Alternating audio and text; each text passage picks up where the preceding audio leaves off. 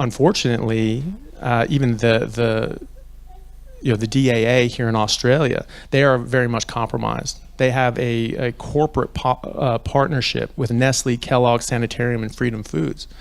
And it's in that corporate partnership that they have to push that agenda saying that carbs are healthy, grains are healthy, even sugar is healthy, because they sell that. The CEO of the DAA actually personally targeted Dr. Gary Fettke in Tasmania because he had the audacity to actually cure his patients of diabetes so that he didn't have to amputate their legs. Right? So he was an orthopedic surgeon, he was doing a lot of amputations, and he was the only person that was basically willing to see these poor people and do what needed to be done. Everyone else, they just didn't want to deal with it. So he was the only one stepping up to the plate, and he came across low carb medicine. He saw what it could do for people. He started recommending this to patients, and what do you know? They didn't need the amputations that they used to. So he's literally saving people's lives and limbs, saving millions of dollars to the public healthcare system, and he comes under attack, and he was attacked and abused by APRA for years. And the CEO of the DAA personally called his medical director and said, well, you need to get rid of this guy, he's a problem. All right, and that actually came out. There was minutes from different meetings with processed food companies and some of these other sort of nutritionists that the Low Carb Down Under organization actually came across, and they found that they specifically singled out Dr. Fettke by name and said, we need to silence this guy. This is one of those low carb doctors. Our cereal sales are down. We have to take him out. Okay, so these people are militant. They don't care about you. They don't care about nutrition. They care about their bottom line or their religious ideology. So Kellogg's and all processed food companies, they unfortunately have some more conflicts of interest as well, because they actually are invested in pharmaceuticals as well. Okay, so it's not enough that these people want to profit. It's not enough that the church thinks that they're helping people by stopping them from masturbating. I mean, how's that working? I don't know.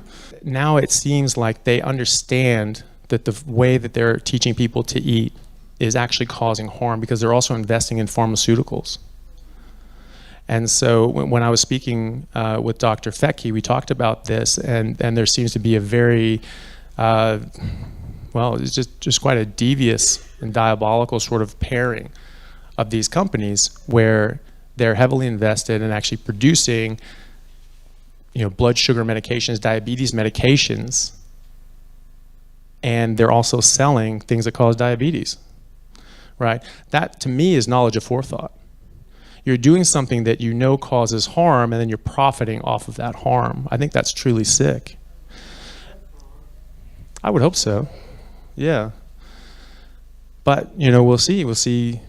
The problem is that with the tobacco companies, for decades, they lied and said, oh, there's no evidence of that. Look at all these studies. Oh, look at these nice studies. All studies that they paid for.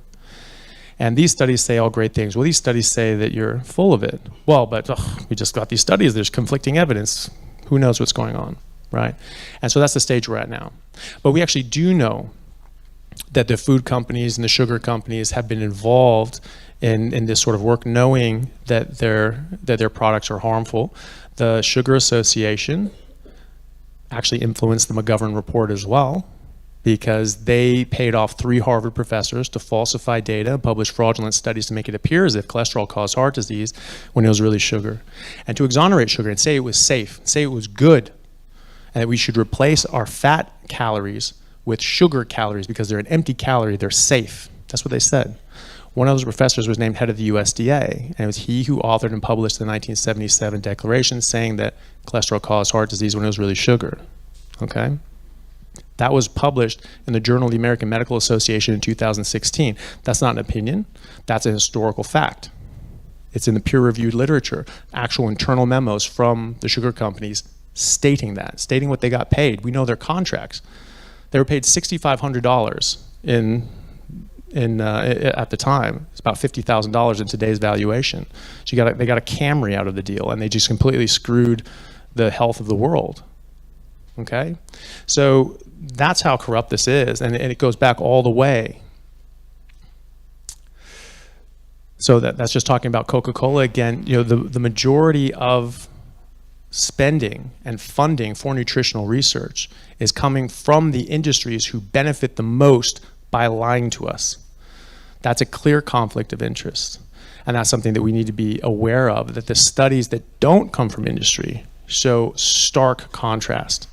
Just like that study with the Messiah in 1931, that's the only sort of study that we need to look at. We need to look at whole food plant-based diet and a whole food meat-based diet. And then we can see what's the difference between eating plants and eating meat, or eating some plants with whole meat and mostly meat. That's the only study that matters. They don't do those studies because they know what the answer is going to be. This was fun. So people may have seen that.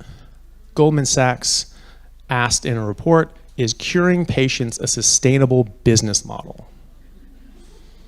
Right? So in that report, they said, well, it's great to think about this. We can take, gene therapy and just cure a disease, and that's wonderful. However, you don't get return customers. So is this a good business model? Is this what we should be spending money on, actually curing things?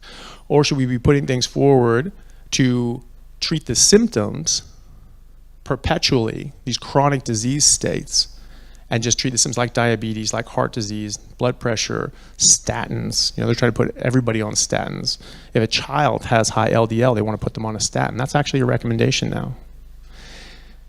And that's because it's just like any drug dealer. You hook them early and you get them for life, right? And so that's what they want. They don't want to cure disease. Right here, they just said it. They don't want to cure disease. They want to be profitable. So they're not going to help you. Doctors in general are going to try to help you, but they're being influenced by these guys, okay? They don't even realize that they're being influenced by these guys, or who they're being influenced by. They don't realize they're being influenced by industry, or there's a religious agenda behind it, or that there's a financial agenda behind it. They're just, these are the drugs that we have. These are the pills that we have available.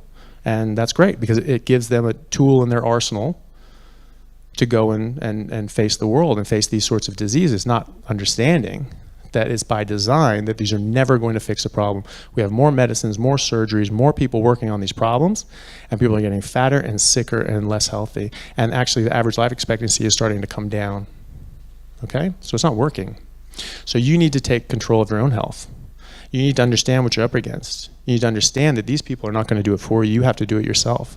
And so, what do? You listen to people like, Max and everyone that's here, and understand what is it truly to be healthy, a healthy human being biologically. What are we designed to eat? That's what you should eat. Okay, and that's the only thing you should eat. Koalas don't eat anything except eucalyptus because other things will kill them. Okay? Why are we eating a whole bunch of random plants? Some of these things didn't even exist. Broccoli is not a real plant.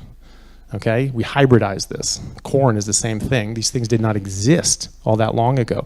Now we have seed oils and all these processed chemical processes to make these, Impossible burgers or all these other sorts of things. You look at the ingredients, these things did not exist very recently. Okay? How can something that didn't exist last year be what we're biologically designed for? Okay? We're much older than that.